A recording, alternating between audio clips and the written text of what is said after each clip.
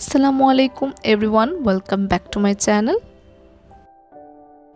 আজকের রেসিপি হচ্ছে পাকা আম দিয়ে তৈরি ম্যাঙ্গো ফ্রুটিকা কিংবা ফ্রুটি।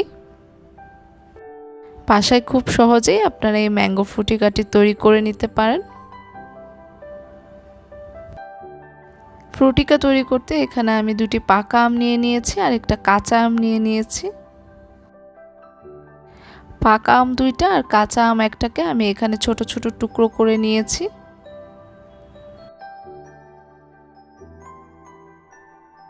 এখন একটি হাঁড়িতে আমি কাঁচা আম আর পাকা আমগুলো নিয়ে এর মধ্যে দিয়ে দিব প্রায় 1 কাপ পরিমাণ পানি।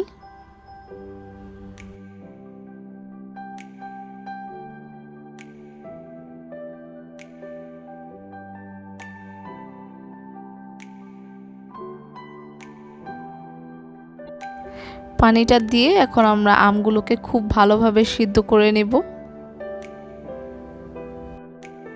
প্রায় 5-6 মিনিট এরকম করে আমরা আমগুলোকে ভালোমতো সিদ্ধ করে নিব।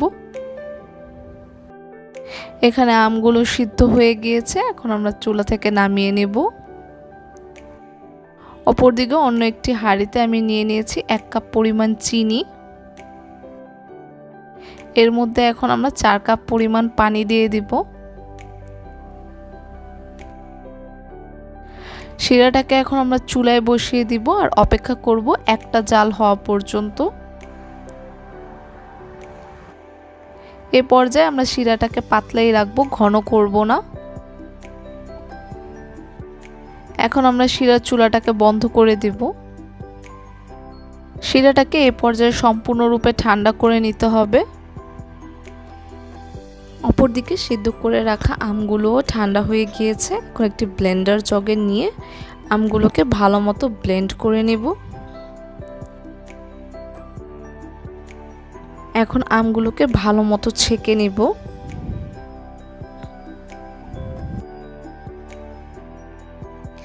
একটি স্ট্রেনারের সাহায্যে এভাবে করে আমরা আমগুলোকে ভালো মতো ছেঁকে নেব।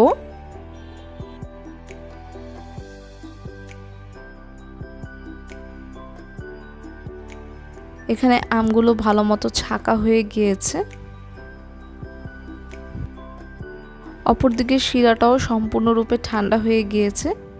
এখন এই আমের মধ্যে আমরা ঠান্ডা করে নেওয়া শিরাটা দিয়ে দিব। শিরাটা দেওয়া হয়ে গেলে একটি ডাল ঘুটনির সাহায্যে আমরা এভাবে করে ভালো মতো মিক্স করে নেব।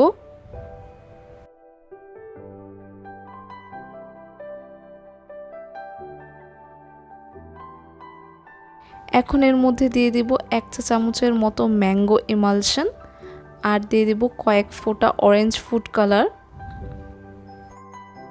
আবারও এটিকে একটু ভালো মতো মিশিয়ে নিতে হবে। ফ্রুটিকার কনসিস্টেন্সিটা ঠিক এরকমই হবে।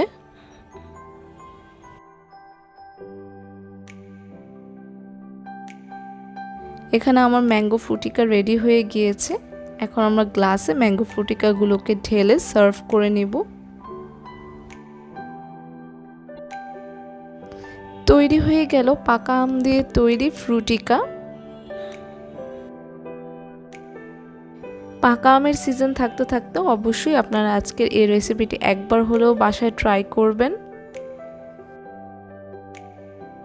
আজকে ম্যাঙ্গো ফ্রুটিকার রেসিপি আপনাদের ভালো লেগে থাকলে অবশ্যই লাইক দিবেন এবং আমার চ্যানেলটিকে সাবস্ক্রাইব করবেন আর পাশে থাকা বেল বাটনটিতেও ক্লিক করে দিবেন।